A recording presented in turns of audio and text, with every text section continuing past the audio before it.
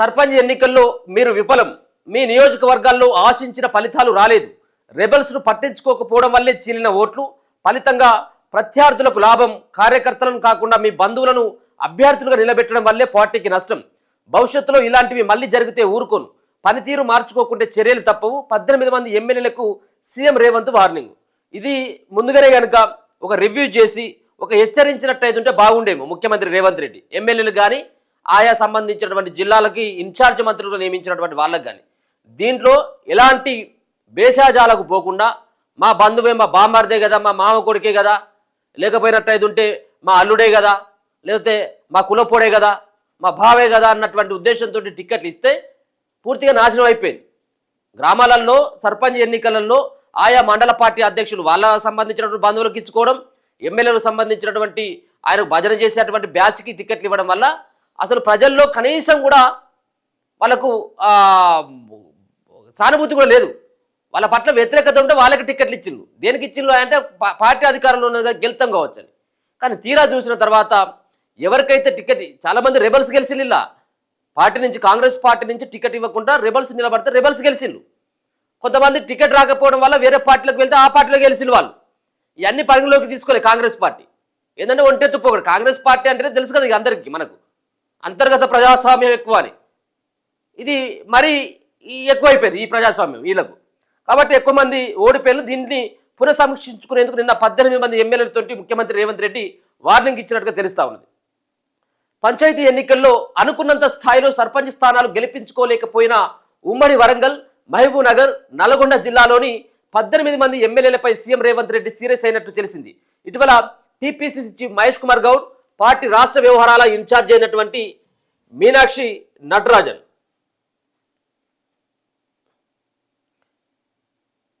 నటరాజన్తో కలిసి నిర్వహించిన సమీక్షలో రేవంత్ రెడ్డి పలువురు ఎమ్మెల్యేలకు క్లాస్ తీసుకున్నట్టు సమాచారం. ప్రధానంగా బీఆర్ఎస్తో గట్టి పోటీ ఎదుర్కొని పార్టీకి అనుకున్నంత స్థాయిలో సర్పంచ్ స్థానాలు గెలిపించుకోలేకపోయిన ఎమ్మెల్యేల పనితీరును వారు అడిగి తెలుసుకున్నట్టు తెలిసింది. సొంతూర్లలో ఓడిపోవడంపై ఫైర్. సొంతూర్లలో ఓడిపోయారు. ఇప్పుడు ఉన్నటువంటి మంత్రులు సొంతూరులో ఓడిపోయారు. మంత్రుల యొక్క, ఎమ్మెల్యేల యొక్క సొంత గ్రామాలలో కూడా ఆ పార్టీని కూడా గెలిపించుకోలేకపోయారు చాలామంది. దీనికి ప్రధానమైనటువంటి కారణం ఒక పక్క పార్టీ పైన వ్యతిరేకత, మరో పక్కన గెలిచిన తర్వాత నియోజకవర్గాల్లో ఆయా సంబంధించినటువంటి ఎమ్మెల్యేలు ఒక్కసారి కూడా గ్రామాన్ని సందర్శించకపోవడం. ఇలా బీఆర్ఎస్ పార్టీలకు ఉన్నటువంటి ఎమ్మెల్యేల కంటే ఇప్పుడున్నటువంటి ఎమ్మెల్యేల యొక్క పనితీరు చాలా అధ్వానంగా మారిపోయింది. ఇంకా చెప్పాలంటే ఎందుకంటే గెలిచిన తర్వాత వాళ్ళు హైదరాబాద్లోకే మగం మార్చిళ్ళు, ఉన్నటువంటి వాళ్ళు వరంగల్లో, లేకపోతే మహబూబ్ నగర్లో, లేకపోతే నల్లగొండలో, జిల్లా కేంద్రాల్లో మాత్రమే ఉంటా ఉన్నారు. గ్రామాల క్షేత్రస్థాయిలకు వెళ్ళడంలో చాలామంది 90% ఎమ్మెల్యేలు ఇవాళ గ్రామాలకు వెళ్ళడంలో వాళ్ళు ఫెయిల్ అయిపోయారు. ఎందుకంటే మరి పోతే వీళ్ళు ఇచ్చినటువంటి హామీలు అట్లే ఉన్నాయి కదా. 6 గ్యారెంటీలు, 420 హామీలు పోతే మరి గల్లబట్టి గుంజి అడుగుతా ఉన్నారు. అంగిలి చింపేటువంటి కథకు వచ్చింది.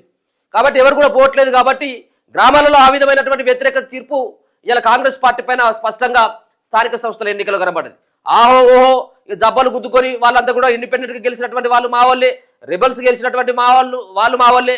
60% వచ్చింది, మాకు 70% వచ్చింది. మీకు వచ్చింది అంత కొట్టేది 48 నుంచి 50% లోపే ఉన్నది. మీ 50% లోపే. ఇది అటర్ ఫ్లాప్. ఇది కాంగ్రెస్ పార్టీ మొన్న జరిగినటువంటి స్థానిక సంస్థల ఎన్నికలు అటర్ ఫ్లాపే. అది ఒక అధికారంలో ఉన్నటువంటి పార్టీకి 50%కు తక్కువగా సర్పంచ్ స్థానాలు వచ్చినాయి అంటే ఫెయిల్ కాకపోతే ఏంటిది? గతంలో బీఆర్ఎస్ పార్టీకి 68% వచ్చేది, 65 నుంచి 68%. అంటే not only BRS, A party అయినప్పటికీ అధికారంలో ఉంటే ఆ పార్టీకి 60 పైన వస్తుంది. ఎందుకంటే అధికారంలో ఉన్నటువంటి పార్టీకి ఓటేసినట్టు అయితే ఉంటే అభివృద్ధి చేసుకోవచ్చు అన్నటువంటి ఒక ఆలోచన ప్రజల్లో ఉంటుంది. మరి అట్లాంటిది మీకు 50%కు తక్కువ వచ్చిందంటే మీరు ఖచ్చితంగా సమీక్ష చేసుకోవాల్సిందే.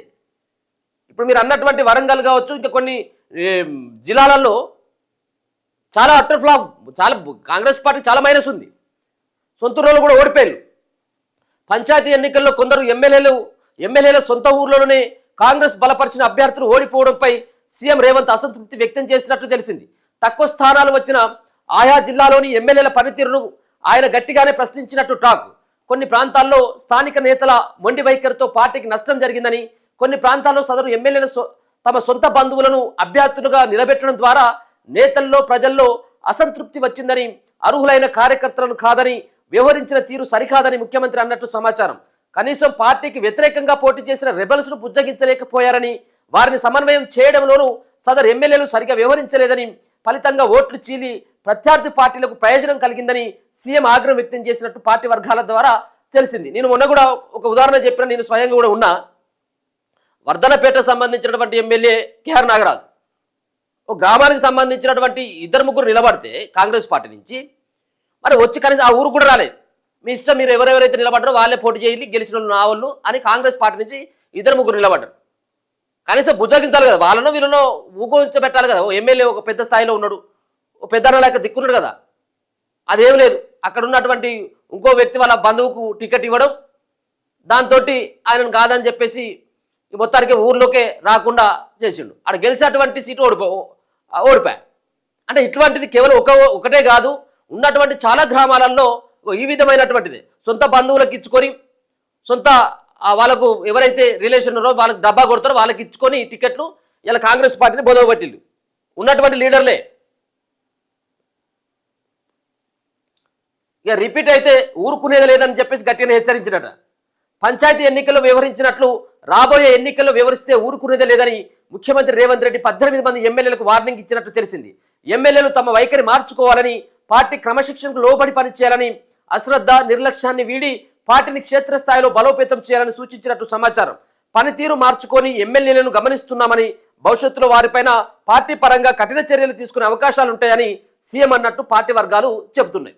సో ఇది రెగ్యులర్గా చేసినట్టు అయితే ఉంటే మీ పార్టీకి కొంచెం ఇమేజ్ వస్తుంది.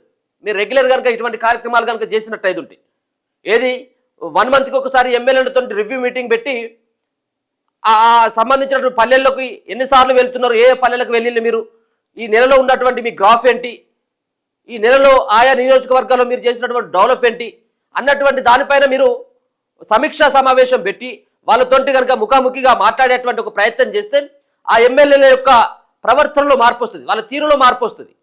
ఇక మీరు ఇవాళ అన్నారు, మళ్ళీ ఎప్పుడు అంటారు, మళ్ళీ వాళ్ళతోటి మళ్ళీ ఓడిపోయిన తర్వాత మళ్ళీ ఎన్నికల ఫలితాలు ఏవైతే ఎంపీటీసీ జడ్పీటీసీ ఎన్నికలు ఎప్పుడైతే ఉంటాయో ఆ ఫలితాలు వచ్చిన తర్వాత మళ్ళీ రివ్యూ అని మళ్ళీ ఒక భాగవతాన్ని ముంగటేసుకుంటారు, మళ్ళీ ఒక కథను ముంగటేసుకుంటారు అన్నట్టు. వీళ్ళు వేసుకొని దీన్ని సమీక్షించుకున్నాం, ఎమ్మెల్యేలతో మీటింగ్ పెట్టినాం, తిట్టినాం, మేము వాళ్ళని హెచ్చరించడం అంటే అది కుదరదు. ముందుగానే ఉన్నట్టయితే మీ పార్టీని ఏమైనా బలోపేతం చేసుకోవచ్చు. కానీ అంతా ఏదో చేతులు కాలిన తర్వాత ఆకులో పట్టుకుంటే లాభమే లేదు. కాబట్టి ముందుగానే మీరు సమీక్ష చేసుకొని ముందుగానే కనుక ఎమ్మెల్యేలు కనుక హెచ్చరించినట్టయితే ఉంటే మీ బంధువులకో వాళ్ళ బంధువులకో టికెట్లు ఇచ్చుకోవడం ద్వారా అసలైనటువంటి పార్టీకి సంబంధించినటువంటి నాయకుల యొక్క నోట్ల కనుక మన్నుగొట్టినట్టయితే మీకు రానున్నటువంటి రోజులలో ఇబ్బంది అవుతుంది. ఖచ్చితంగా పార్టీ కూడా చర్యలు ఉంటాయని మీరు హెచ్చరించినట్టయితే ఈ పరిణామం ఉండపు. మీరు 60 క్రాస్ చేస్తారు. దాదాపుగా 1200-1300 మంది స్వతంత్ర అభ్యర్థులు గెలిచిండు. వాళ్ళందెవరు ఒకసారి అర్థం చేసుకోవాలి. సో మొత్తానికైతే మాత్రం సర్పంచ్ ఎన్నికల్లో మీరు విఫలమైపోయింది అనేది నిన్న 18 మంది ఎమ్మెల్యేలు, అంటే 4-5 జిల్లాల్లో ఉన్నటువంటి 18 మంది నియోజకవర్గంలో ప్రాతినిధ్యం వహిస్తున్నటువంటి ఎమ్మెల్యేలకి ముఖ్యమంత్రి రేవంత్ రెడ్డి గట్టిగా క్లాస్ పీకినట్టుగా మనకు దీని ద్వారా అర్థమవుతుంది. చూద్దాం మరి వాళ్ళ దాంట్లో ఏమైనా మార్పు వస్తలేదని.